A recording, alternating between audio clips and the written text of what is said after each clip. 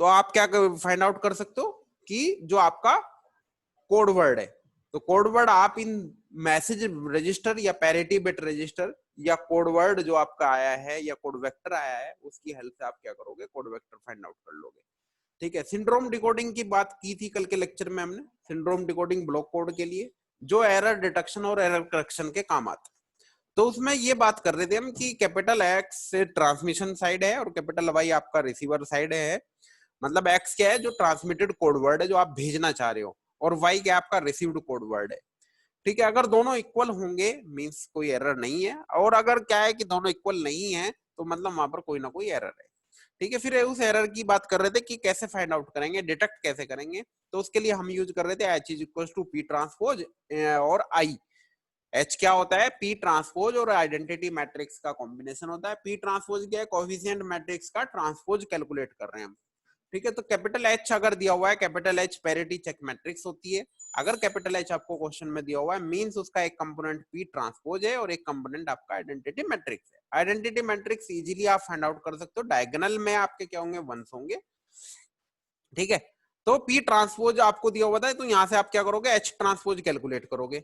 अब H transpose जैसे ही calculate हो गया तो आप क्या करोगे, जो ट्रांसमिटेड साइड में है एक्स इंटू एच ट्रांसपोज। मतलब कहने का ये है कि जो ये एच ट्रांसपोज है इसकी एक प्रॉपर्टी होती है कि कोई भी वैलिड कोड वेक्टर से अगर इसकी मल्टीप्लिकेशन कर दे तो वो जीरो आता है। तो एक्स जो ट्रांसमिटेड कोड वर्ड है उससे मल्टीप्लाई कर दो तो X into H transpose is equal to 0 0 0 आएगा। वाई इंटू एच ट्रांसपोज कर दो तो वो भी 0 0 आएगा। अगर 0 0 दोनों आ गए तो मतलब कोई एरर नहीं है, और अगर वाई इंटू एच ट्रांसपोज 0 नहीं आया मतलब कोई एरर है। ठीक है, तो अब हम यहाँ पर एक क्वेश्चन लेके चलते हैं, फिर आपको समझ में आएगा। फॉर ए कोड वेक्टर, आपका एक कोड वेक्टर दिया हुआ है x इज इक्वल टू 0 1 1 1 0 0 0। ठीक है, ये कोड वेक्टर है। मतलब कहने का ये है कि इसको आप ट्रांसमिट करना चाह रहे हो। इस x का मतलब क्या है कि ये ट्रांसमिटेड कोड वेक्टर है। बेटा ध्यान से देखना, ये क्वेश्चंस जो है ना इंपॉर्टेंट क्वेश्चंस हैं और बाद में रिपीट करने बड़े मुश्किल हो जाती है चीजें। दूसरा कह रहा है कि parity check matrix capital H आपको गिवन है, तो आपको प्रूफ करना है कि x into H transpose is equal to 0 आपको प्रूफ करना है।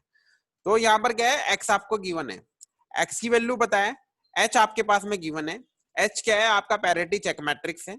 पैरिटी चेक मैट्रिक्स में मैंने बताया था कि एक कंपोनेंट आपका क्या है कि आइडेंटिटी मैट्रिक्स का है। तो आप इसको गौर से देखोगे, यहाँ पर जो है ये आइडेंटिटी मैट्रिक्स आपको दिखाई देगी।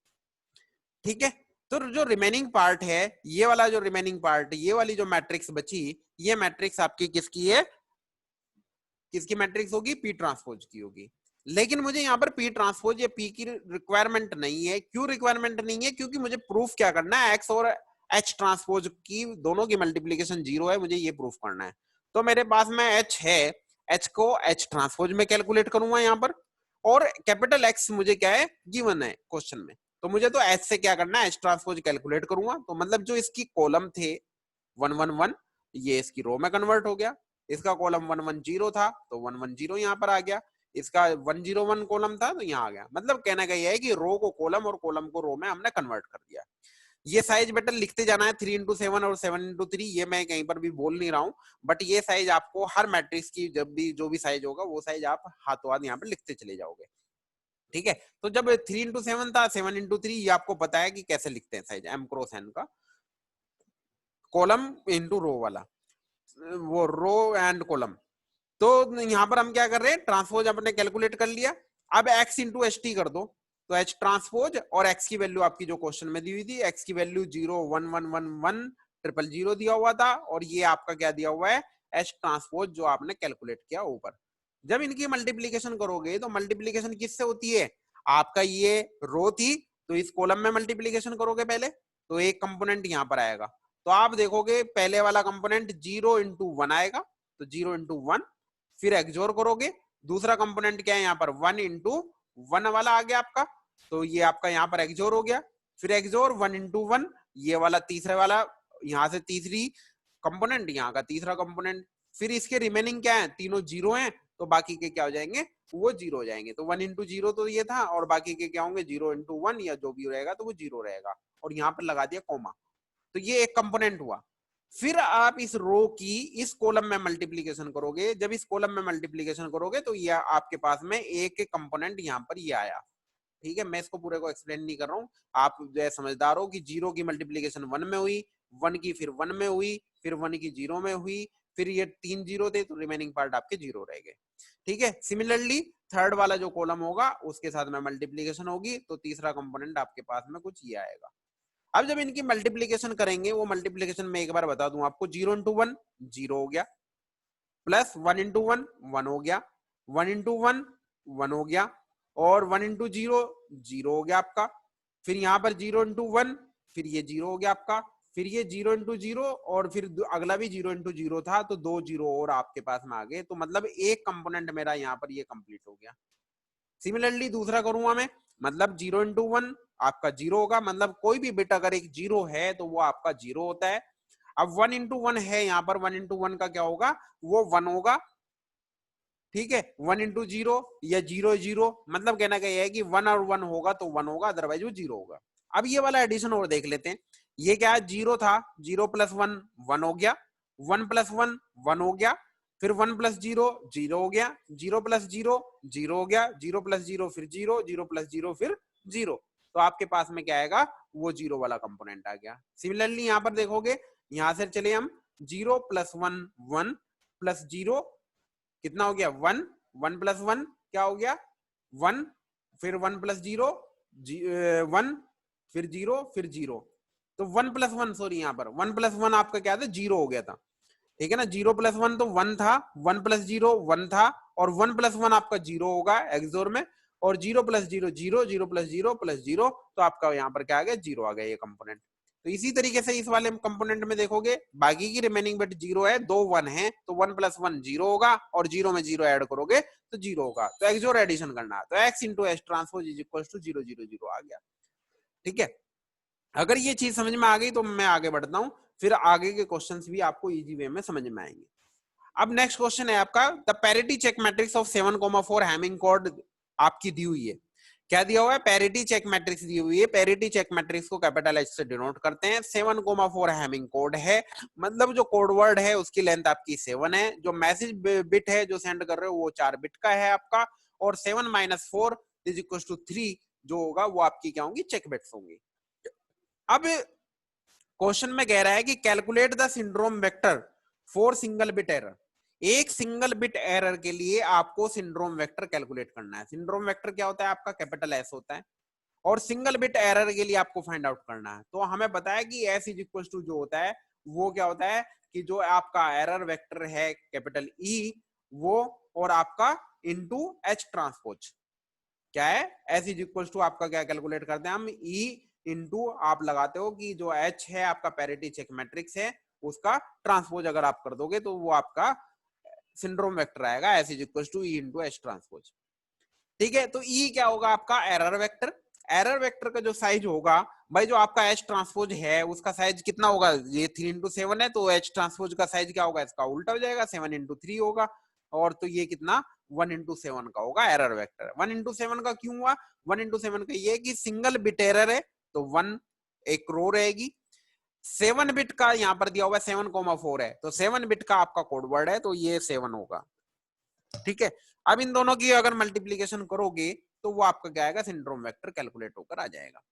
अब बात ये है कि जो एरर वेक्टर है, एरर वेक्टर मुझे क्वेश्चन में दिया हुआ नहीं है, तो एरर वेक्टर जब मुझे क्वेश्चन में नहीं दिया हुआ है तो मैं क्या करूंगा, उसके लिए मैं एरर वेक्टर को फाइंड आउट करूंगा। एरर वेक्टर कैसे फाइंड आउट करूंगा कि मैं कुछ ना कुछ उसमें क्या करूंगा, एज्यूम करूंगा। तो एज्यूम कैसे करूंगा मैं, कि पहली बिट में एरर है तो क्या एरर वेक्टर होगा, सेकंड बिट में एरर है तो क्या मेरा एरर वेक्टर क्या होगा। ठीक है, तो फॉर एग्जांपल फर्स्ट बिट में एरर है, तो फर्स्ट बिट में एरर है तो क्या होगा, पहला बिट 1 होगा। कल मैंने एक्सप्लेन किया था कि जिस बिट में एरर है वो वाली बिट आपकी 1 होगी, और रिमेनिंग बिट आपकी क्या होंगी, 0 होंगी। तो कितने बिट का है टोटल एरर वेक्टर मेरा, 7 बिट का है, तो 7 बिट आपको यहाँ पर लिखनी, जिसमें से 6 बिट आपकी 0 हो गई और पहली बिट 1 हो गई। अगर सेकंड बिट में एरर है तो सेकंड बिट आपकी क्या हो जाएगी, 1 हो जाएगी, थर्ड बिट है तो थर्ड, फोर्थ है तो फोर्थ 1 हो जाएगा, फिफ्थ में है तो फिफ्थ वाला, सिक्स में है तो सिक्स वाला, और सेवंथ में है तो सेवंथ। मतलब जिस बिट में आपकी एरर है उसी बिट को आप 1 कर दोगे, रिमेनिंग आपकी क्या रहेंगी, 0 रहेंगी बिट। तो ये आपका क्या आ गया, एक एरर वेक्टर आ गया। मतलब कहना क्या है कि अगर फर्स्ट बिट में आपकी एरर है तो एरर वेक्टर मेरा क्या होगा, उसको मैं मैट्रिक्स की फॉर्म में लिखूंगा 1 0 0 0 0 0 0 ब्रैकेट के अंदर में लिख दूंगा, ये मेरा एरर वेक्टर हो गया। एच ट्रांसपोज आपको दिया हुआ है, तो पहले पहली बिट के एरर के हिसाब से आप सिंड्रोम वेक्टर कैलकुलेट करोगे, फिर दूसरी बिट की जो एरर होगी, ये दूसरी बिट की जो इसमें एरर होगी इसके अकॉर्डिंग सिंड्रोम वेक्टर। तो मतलब जितनी बिट आपकी है 7 बिट है तो 7 सिंड्रोम वेक्टर आप यहाँ पर कैलकुलेट करोगे। तो क्या होगा, S is equal to E into H transpose. E क्या है, पहली बिट में एरर है तो 1 ट्रिपल ये मतलब 6 बार 0 आ जाएंगी आपकी, और H transpose as it is आपने रखा। तो जब इसकी आप मल्टीप्लीकेशन करोगे तो इस वाले की मल्टीप्लीकेशन किस में होगी, इसमें मल्टीप्लीकेशन होगी पहले वाले में। तो अगर आप गौर से देखोगे तो ये जो 6 बिट है ये तो 0 है, तो ये कुछ भी हो नीचे की बिट ये तो आपकी क्या हो गई, 0 हो गई। और पहली बिट क्या, पहली बिट में मल्टीप्लीकेशन क्या हो गया, 1 इंटू 1, तो क्या आ गया आपके पास में 1 आ गया। सिमिलरली आप जब क्या करोगे, इस वाले का मल्टीप्लीकेशन क्या करोगे आप दूसरे वाले कॉलम में करोगे तो 1 इंटू 1 1 आ जाएगा। फिर सिमिलरली क्या करोगे, ये वाला थर्ड वाला कॉलम की इस वाले में मल्टीप्लीकेशन करोगे तो 1 आ जाएगा। बाकी रिमेनिंग बिट आपकी 0 रहेंगी, तो यहाँ पर आपको 0 0 0 कर दोगे। तो आप पहली बिट में अगर एरर है तो syndrome vector S is equal to 1 1 1 आ गया। सिमिलरली सेकंड बिट में अगर एरर है, सेकंड बिट में एरर है तो एरर वेक्टर आपका 0 1 0 0 0 0 0 आ गया आपके पास में। एच ट्रांसपोज ये आ गया आपके पास में जो आपने कैलकुलेट किया था। अब आप क्या करोगे, इसकी मल्टीप्लीकेशन क्या करोगे, इस वाले कॉलम में मल्टीप्लीकेशन करोगे। तो अब यहाँ पर आप गौर से देखोगे तो यहाँ पर दूसरी बिट में 1 है, जब दूसरी बिट में 1 है तो आप यहाँ पर क्या करोगे, इस दूसरी बिट में ही मल्टीप्लीकेशन होगी, बाकी रिमेनिंग बिट तो आप 0 हो जाएंगी। तो पहले आपकी इस 1 के साथ 1 में मल्टीप्लीकेशन होगी तो 1 आएगा, इस 1 की 1 में होगी तो 1 आएगा, 1 की फिर 0 में होगी तो आपका 0 आएगा। तो आपका सिंड्रोम वेक्टर क्या आ गया, 1 1 0 आ गया। तो similarly we can obtain the other syndrome vector as shown in the figure, एक फिगर में नीचे दिया हुआ है। तो अब बात क्या आ रही है, बात यहाँ पर ये हम कैलकुलेट जो हमने किया है, तो अगर आप इसको गौर से देखो, पहले वाले को देखते हैं हम सबसे पहले। तो पहले वाले में अगर सिंड्रोम वेक्टर की बात करूं तो 1 1 1 आया था, और अगर मैं यहाँ पर देखूं ये 1 1 1 1 एज इट इज आया, जो एच ट्रांसपोज की रो थी, फर्स्ट रो थी, जो फर्स्ट रो थी वो एज इट इज आपका सिंड्रोम वेक्टर आया।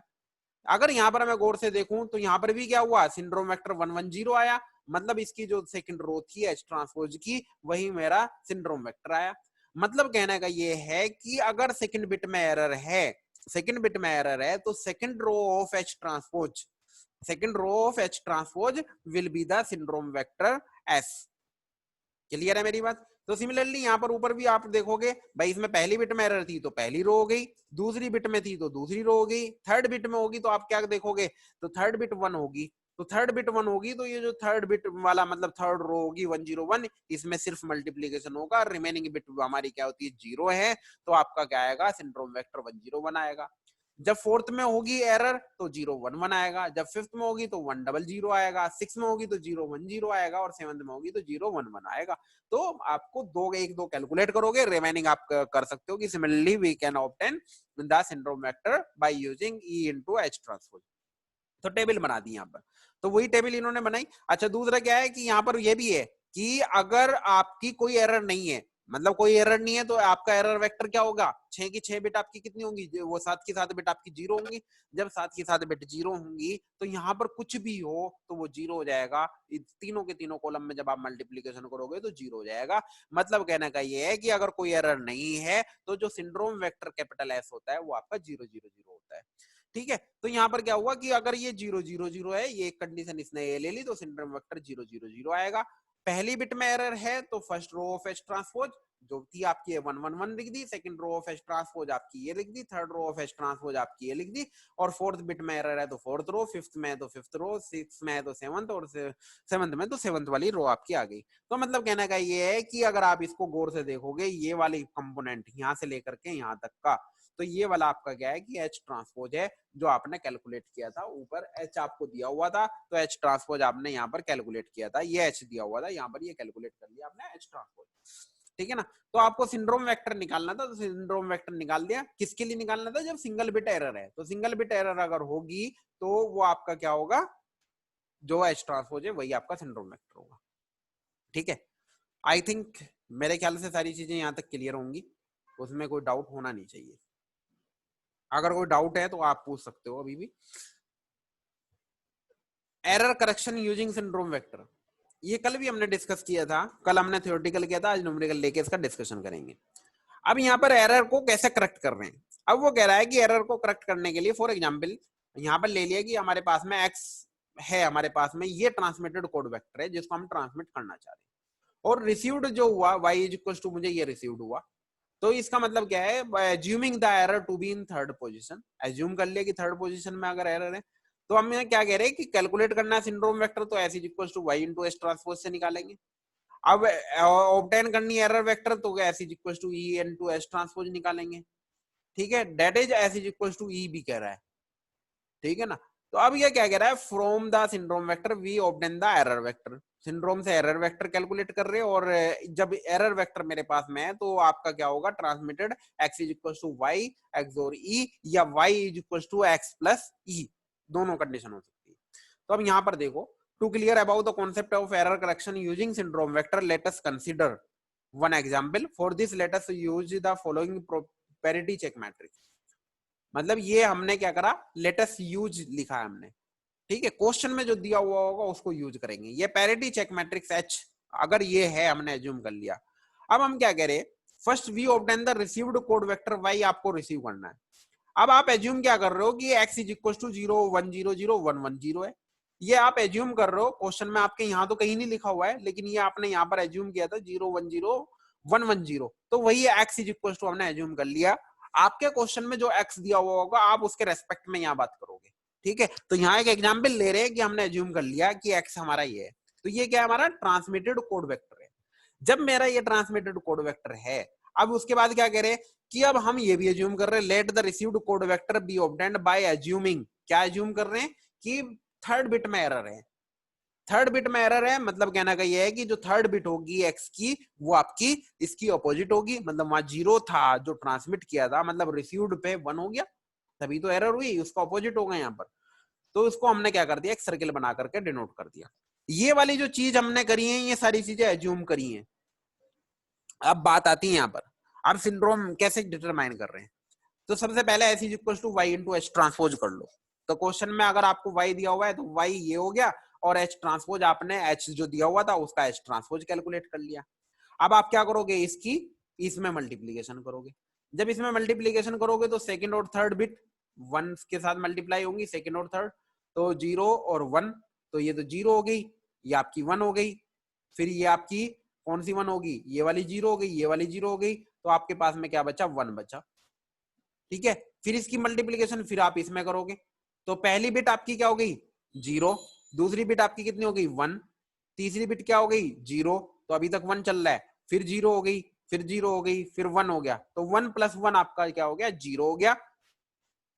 सिमिलरली सॉरी, सिमिलरली आप क्या करोगे, थर्ड वाले कॉलम में मल्टीप्लीकेशन करोगे। जब थर्ड वाले कॉलम में मल्टीप्लीकेशन करोगे तो आप देखोगे सेकंड बिट 1 इंटू 1, फिर थर्ड बिट 1 इंटू 1, तो आपका क्या होगा, 1 प्लस 1 0 हो गया यहाँ पर, फिर आपका यहाँ मल्टीप्लाई हुआ 1, फिर यहाँ पर मल्टीप्लाई हुआ 0, तो 1 प्लस 0 तो 1 आ गया। मतलब मैं मल्टीप्लीकेशन सिर्फ उनकी कर रहा हूँ जिसमें यहाँ पर कौन सी बिट में 1 था, तो 4 1 थे, वही 4 बिट में मैं मल्टीप्लीकेशन देख रहा हूँ तो मेरे पास में क्या आ गया, 1 आ गया सॉरी, मेरे ख्याल से मुझे ये मल्टीप्लीकेशन को पूरी एक्सप्लेन करने की जरूरत नहीं, ठीक है, एक एक पार्ट में बताता जा रहा हूँ। तो s इज इक्वल टू मेरे पास में क्या आ गया, 1 0 1 आ गया।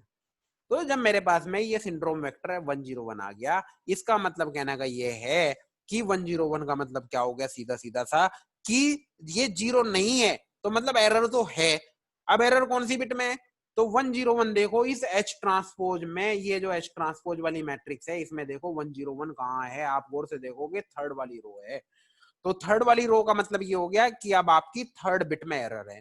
अभी जो ऊपर वाला एग्जांपल लिया था उसी से रिलेट हो गया ना, कि जो सिंड्रोम वेक्टर की वैल्यू s की वैल्यू आएगी H ट्रांसपोज में, उसको देखो कौन सी रो है, जिस रो पे है थर्ड रो है तो थर्ड बिट में एरर है, फोर्थ रो है तो फोर्थ बिट में एरर है, सेवंथ नंबर की अब आपकी रो है तो मतलब सेवंथ नंबर की बिट में आपकी एरर है। तो यहां से ये प्रूफ हो गया। This is the received syndrome vector जो आपने कैलकुलेट किया वो किसके लिए, जो गिवन रिसीव्ड सिग्नल था। इसका मतलब क्या है कि third row of the transpose H matrix H transpose तो आपके पास में क्या है, S is equal to Y into H transpose is equal to E into H transpose. तो आपका क्या हो गया, E into H transpose is equal to 101। तो मतलब कहने का ये है कि आपकी थर्ड बिट में एरर होगी। टोटल नंबर ऑफ बिट्स कितनी होंगी, 7 होंगी, क्योंकि 7,4 की बात हो रही है। तो इससे क्या प्रूफ होता है कि भाई आपकी थर्ड बिट में थर्ड पोजीशन में रिसीव्ड कोड वेक्टर में आपकी एरर है। तो अगर आप गौर से देखोगे, आप करेक्ट कैसे करोगे इसको, उसको करेक्ट करोगे जो वाई आपने रिसीव किया था उसमें एरर वेक्टर का एक्सोर कर दोगे। एक्सोर करोगे तो आपके पास में क्या आ जाएगा, रिसीव्ड कोड वेक्टर आ जाएगा। तो ये वही है जो आपने ट्रांसमिट किया था। अब अगर किसी को कोई डाउट